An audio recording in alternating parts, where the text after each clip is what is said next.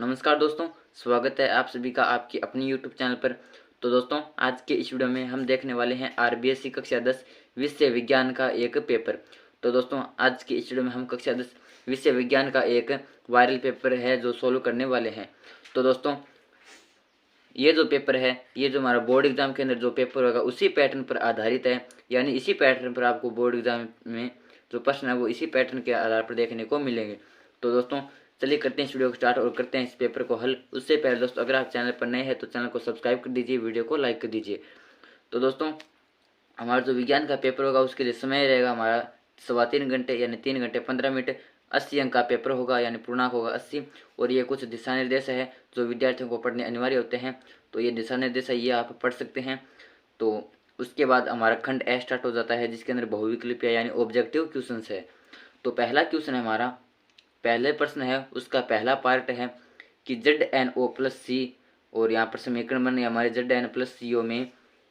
अब यहाँ पर ये जो हमें 4 ऑप्शन दिए गए हैं, इनमें से हमें चूज करना है। तो ए ऑप्शन है ZnO उपचयित हो रहा है, बी ऑप्शन है C उपचयित हो रहा है, और ZnO का ऑक्सीकरण हो रहा है, उपयुक्त सभी। तो इसका सही आंसर हो जाएगा हमारा C उपचयित हो रहा है, यानी कार्बन इसके अंदर उपचयित हो रहा है। इसके बाद आता है कि दांत साफ करने के लिए उपयुक्त टूथपेस्ट की प्रक्रिया किस प्रकार की होती है? क्षारीय, अम्लीय, उदासीन या संक्षारकीय? तो इसका आंसर हो जाएगा ए क्षारीय। इसके बाद आता है अगला प्रश्न कि उत्कृष्ट गैस नहीं है। तो दोस्तों, हमें यहाँ पर कुछ गैसों के नाम दिए गए, इनमें से कौन सी उत्कृष्ट गैस नहीं है वो हमें छांटना है। तो नाइट्रोजन, हीलियम, नियोन, आर्गन। तो दोस्तों, यहाँ पर जो नाइट्रोजन है वो एक उत्कृष्ट गैस नहीं है। तो ए ऑप्शन एकदम सही हो जाएगा। इसके बाद आ जाता है 4 नंबर कि किस हार्मोन के निर्माण हेतु आयोडीन आवश्यक है? इंसुलिन, थायरोक्सिन, टेस्टोस्टेरोन या फिर वृद्धि हार्मोन? तो इसका आंसर हो जाएगा थायरोक्सिन। इसके बाद आता है कि पृथ्वी के प्राथमिक या प्राचीन वातावरण में अनुपस्थित थी अमोनिया या फिर मीथेन या फिर हाइड्रोजन सल्फाइड या फिर ऑक्सीजन? तो इसका आंसर हो जाएगा ऑक्सीजन। इसके बाद आता है कि प्रकाश का अपने पंथ में रखी छोटी अपारदर्शी वस्तु के किनारे पर मुड़ने की प्रवृत्ति कहलाती है परावर्तन, अपवर्तन, विवर्तन या विक्षेपण? तो इसका आंसर हो जाएगा विवर्तन। इसके बाद आता है नेक्स्ट क्वेश्चन कि बीजाणु समाज संघ किस में उपस्थित होता है? प्लेनेरिया में या फिर प्लेजोमीडियम में या फिर राइजोप्स में या फिर अमीबा में? तो इसका आंसर हो जाएगा राइजोप्स में। इसके बाद आता है 8 नंबर कि प्रकाश नेत्र में एक पतली झिल्ली से होकर प्रवेश करता है जिसे कहते हैं? तो दोस्तों, प्रकाश नेत्र में एक पतली झिल्ली से होकर प्रवेश करता है उसे क्या कहते हैं? तो उसे कहते हैं कॉर्निया।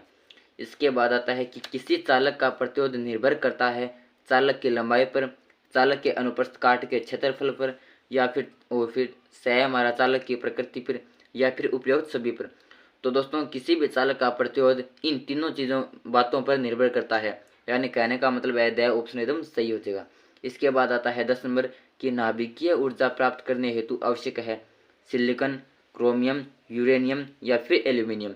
तो इसका आंसर हो जाएगा यूरेनियम। इसके बाद आता है 11 नंबर कि खाद्य जाल में ऊर्जा का प्रवाह होता है एक दिशीय, द्विदिशीय, चतुर्दिशीय या फिर त्रिदिशीय? तो इसका आंसर हो जाएगा एक दिशीय। इसके बाद आता है कि जैव विविधता के विशिष्ट स्थल यानी हॉटस्पॉट्स कौन है? शहर, गांव या फिर वन या फिर इनमें से कोई नहीं? तो इसका आंसर हो जाएगा हमारा वन। और आपके दोस्तों, ये जो प्रश्न थे इनके जो आंसर है जो ए बी सी है वो आपको इस अंक तालिका के अंदर भरनी है। और ये जो अंक तालिका है ये आपको जो बोर्ड की कॉपी होगी उस कॉपी के अंदर आपको बनानी है और इसके अंदर आपको इनके आंसर लिखने हैं। तो ये हो गया दोस्तों हमारा पहला प्रश्न, जिसके अंदर 12 पार्ट थे। इसके बाद आता है दोस्तों हमारा 2 नंबर प्रश्न। 2 नंबर प्रश्न भी यहाँ पर जो रिक्त स्थान वाला प्रश्न है, यानी इसके अंदर भी छोटे छोटे प्रश्न है और ये सभी भी एक एक अंक वाले हैं। जो हमारा 1 नंबर प्रश्न था उसके अंदर जितने भी पार्ट थे 12 सभी एक एक अंक के थे। और 2 नंबर प्रश्न है इसके अंदर भी रिक्त स्थान वाले प्रश्न है और ये भी सभी एक एक अंक के हैं। तो अब करते हैं हमारा 2 नंबर प्रश्न हल। उससे पहले दोस्तों, अगर आप चैनल पर नए हैं तो चैनल को सब्सक्राइब कर दीजिए, वीडियो को लाइक कर दीजिए। तो पहला प्रश्न है 2 नंबर का कि कार्बन की संयोजकता होती है? तो दोस्तों, कार्बन की संयोजकता 4 होती है। इसके बाद आता है कि परमाणु संख्या के आधार पर तत्वों का वर्गीकरण किसने किया? तो परमाणु संख्या के आधार पर तत्वों का वर्गीकरण हेनरी मोजले ने किया। इसके बाद आता है कि रिक्त स्थान का प्रमुख कार्य पर्ण में बने खाद्य पदार्थ को पौधे के प्रत्येक भाग तक पहुंचाना होता है। तो दोस्तों यहाँ पर आंसर हो जाएगा फ्लोएम, यानी फ्लोएम का प्रमुख कार्य पर्ण में बने खाद्य पदार्थ को पौधे के प्रत्येक भाग तक पहुंचाना होता है। इसके बाद आता है ऑक्सीजन प्ररोह है कि अग्र भाग में संश्लेषित होता है। इसके बाद आता है 5 नंबर की किसी चालक में उत्पन्न ऊष्मा चालक के रिक्त स्थान की अनुक्रमानुपाती होती है। तो यहाँ पर आंसर हो जाएगा प्रतिरोध, यानी किसी चालक में उत्पन्न ऊष्मा चालक के प्रतिरोध की अनुक्रमानुपाती होती है। इसके बाद अगला आता है दोस्तों 6 नंबर की चुंबकीय क्षेत्र एक ऐसी राशि है जिसमें परिमाण तथा दिशा दोनों होता है। तो दोस्तों ये था हमारा 2 नंबर प्रश्न, जिसके अंदर 6 पार्ट थे, ये सभी एक एक अंक के थे। इसके बाद आता है नेक्स्ट प्रश्न नंबर 3। इसके अंदर भी दोस्तों छोटे वाले क्वेश्चन है, ये भी सभी भी एक एक अंक वाले प्रश्न है। तो दोस्तों 3 नंबर प्रश्न का पहला आता है कि चिप्स बनाने वाले चिप्स की थैली में कौन सी गैस युक्त कर देते हैं ताकि चिप्स का उपचयन न हो सके? तो दोस्तों इसका आंसर हो जाएगा नाइट्रोजन गैस। इसके बाद आता है कि हाइड्रोजन आयन की सांद्रता मापने की विधि किस वैज्ञानिक द्वारा दी गई थी? तो इसका आंसर हो जाएगा सोरेनसन द्वारा। इसके बाद नेक्स्ट क्वेश्चन आता है दोस्तों कि ऐसी कौन सी धातुएं हैं जिन्हें हथेली पर रखने पर पिघलने लगती है? तो इसका आंसर हो जाएगा गैलियम तथा सीजियम। तो दोस्तों सीजियम तथा गैलियम वो 2 धातुएं होती है। इसके बाद आता है कि एल्डिहाइड प्रकार्यात्मक समूह का सूत्र लिखिए। तो इसका सूत्र होता है दोस्तों ये, यहाँ पर कार्बन, यहाँ पर हाइड्रोजन, यहाँ पर ऑक्सीजन, यहाँ पर डबल बंध, यहाँ पर सिंगल और यहाँ पर सिंगल। इसके बाद आता है कि डोबेराइन की त्रिक का एक उदाहरण लिखिए।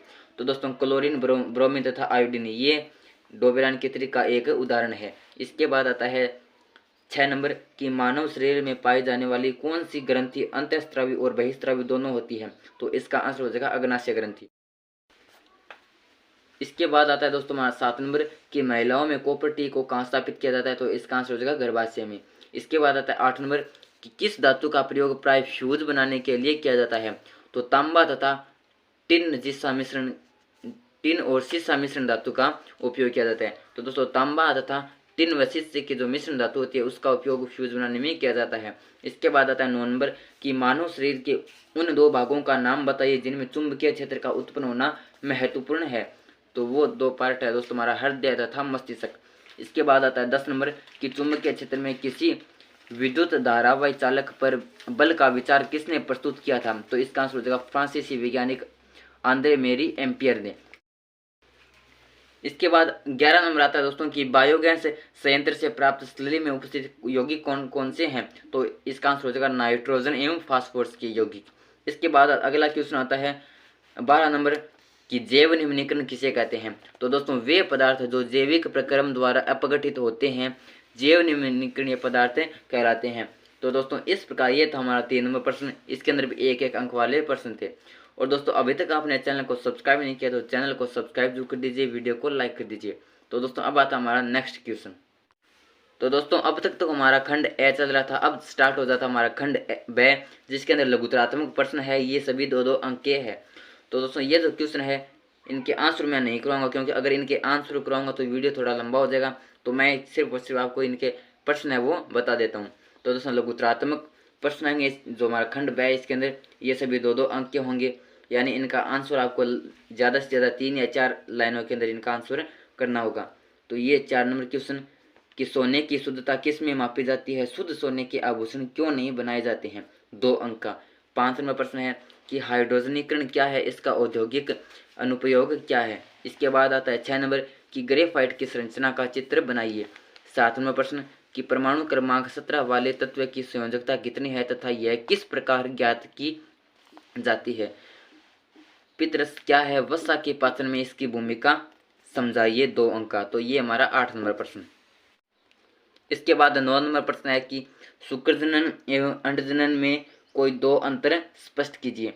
इसके बाद 10 नंबर प्रश्न कि ब्रायोफिल्म में कायिक जनन का चित्र बनाइए। 11 नंबर प्रश्न है कि लेंस सूत्र क्या होता है, इसकी एक विशेषता बताइए। 12 नंबर प्रश्न है कि किसी दिए गए क्षेत्र में चुंबकीय क्षेत्र एक समान है, इसे निरूपित करने के लिए आरेख खींचिए।